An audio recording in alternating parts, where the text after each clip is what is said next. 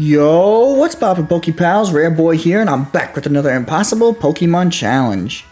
Today we're going to find out if it's possible to beat Pokemon Fire Red using only an Impidimp.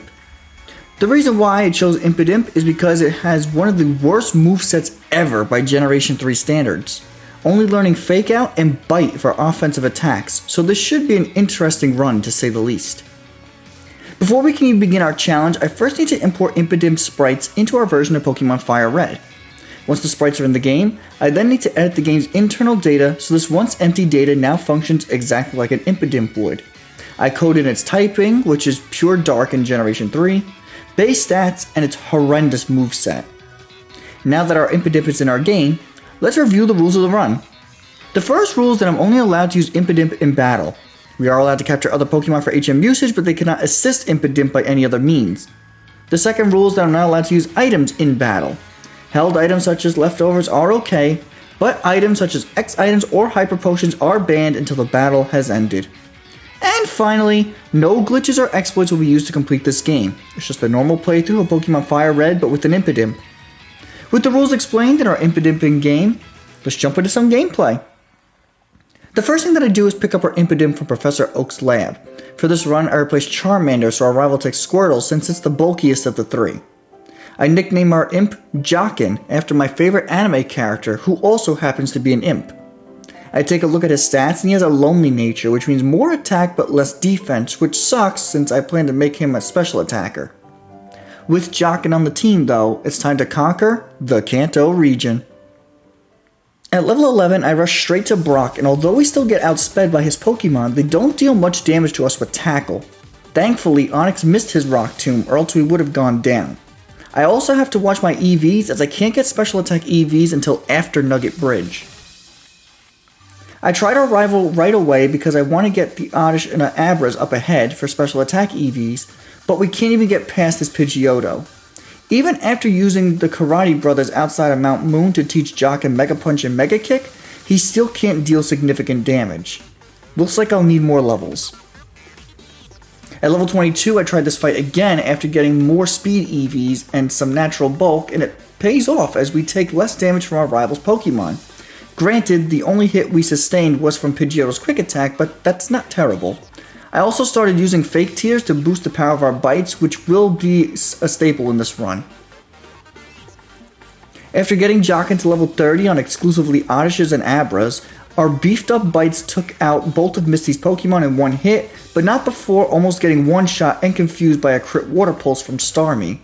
Jockin is a very frail Pokemon, which is another reason I chose him for this challenge.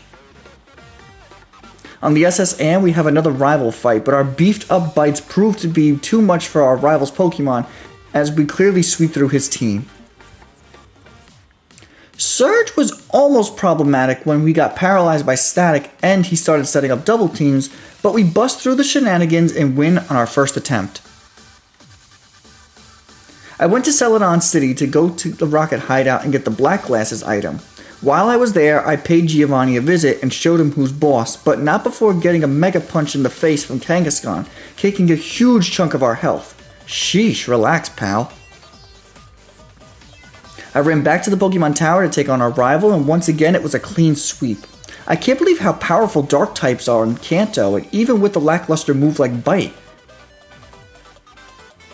Our Dark typing pulls through once again in the Erica fight as we completely sweep her as well. Koga's Pokemon are a lot tankier, and the Sylph Company rival is going to be too strong, I predict, but let's see if I'm right.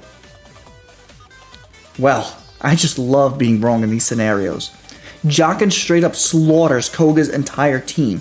Granted, he did make some questionable move choices with Muck, but hey, I'll take a win when I can. I was wrong once again, as we beat the Sylph Tower rival on our first attempt as well. It wasn't a smooth victory though, as we won with only 4 HP remaining after being beaten by a giant pigeon and a giant tortoise. We finally meet our match as Giovanni's team is just too much for our little imp to handle at this point.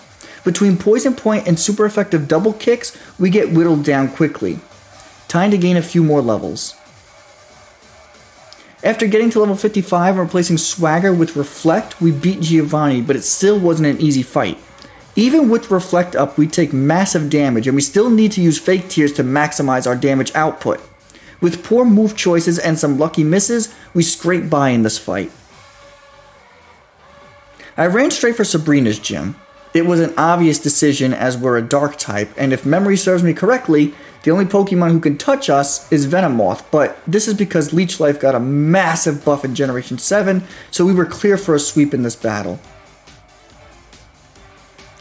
I'm gonna be honest with you all. We probably weren't ready for the Blame fight, but we won because of 2 lucky crits on both Rapidash and Arcanine.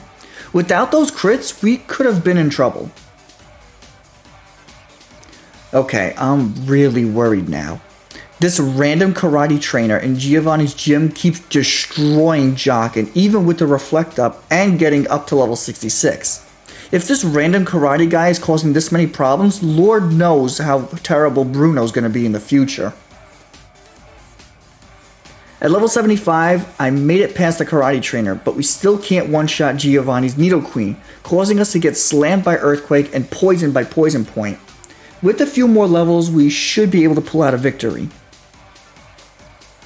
3 levels later, at level 78, we can effectively sweep Giovanni's team and claim our 8th and final gym badge. Well, if this rival fight tells me anything, it's that if we somehow manage to get past Bruno, the champion fight is going to be a breeze. So, here we are, right outside the Elite Four, and our stats aren't bad, aside from our defense stat. Our only attacking move is Bite, which still has me worried for Bruno, but with some flinching, we might be able to get away with only having Bite. Let's see how it goes. Psh, never mind Bruno, Lorelei is a beast. We still managed to pull out a victory, but it wasn't an easy one. Something tells me I'm going to have to make the plunge to beat the Elite Four at this rate, as Bite's low base power just isn't cutting it against neutral opponents anymore, even with our high special attack stat. Yeah, I'm definitely making the plunge for Bruno. We just get absolutely manhandled in this fight, even with the Reflect Up. So, here's what we're looking at level 100, and we are much stronger offensively, but not much defensively. My moveset hasn't changed in the slightest, but we gotta make do with what we have. Let's go take on Bruno and hopefully pull out a victory. Okay, I'm feeling a lot more confident at level 100. The main thing we need to avoid is getting hit by Rock Tomb. If we get our speed lowered, we're pretty much a sitting duck for Sky Uppercuts. After about nearly 50 attempts, this was my best run. This is literally going to come down to Bite flinches and lucky misses. We unfortunately can't set up a Reflect in this fight because Hitmonlee will just shatter it with Brick Break, and it gives Bruno a free turn to hit us, so we gotta just brute force our way through it. But I think we could do it. There is no way we won. After the most frustrating battle of my life, I finally beat Bruno using nothing but the move Bite, and by getting some insane crits and flinches. You best believe I am saving this game after I heal up. To absolutely no one's surprise, Agatha was a complete sweep. She doesn't have much in terms of protection against Dark-type Pokemon, but then again, why would she? It's the Kanto region. Oh boy, Lance is going to be another problematic trainer. Aerodactyl is faster and deals heavy damage, and Dragonite isn't a one-shot. I could set up a Reflect and see how that goes. Let's see.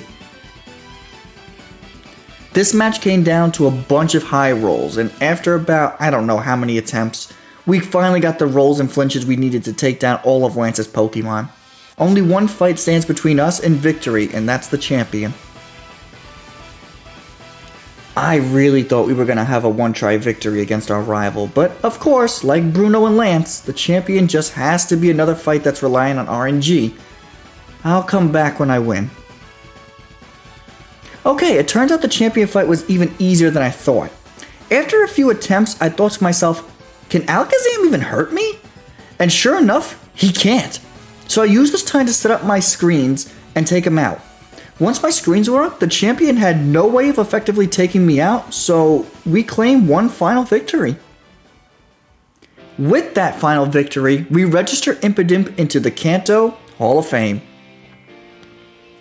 This challenge literally became nothing more than can you beat Pokemon Fire Red using only Bite, essentially. But yes, you can see it is possible to beat the Kanto region with nothing more than Bite. You just need some flinches. It's been a while since we had a challenge like this, and now it's time for yet another challenge. For our next impossible challenge, we're going to find out if it's possible to beat Pokemon Fire Red using only, get ready for this one, Paper Mario. A challenge I've wanted to do for some time now. If you don't want to miss that video, and you don't want to miss how I transform Mario into a Pokemon essentially, be sure to subscribe and stay tuned. Also, be sure to leave a like on this video if you enjoyed it, and in the comment section I want to know what your favorite part of today's run was. This has been your boy Rare Boy, and I'll catch you all in the next one. Peace!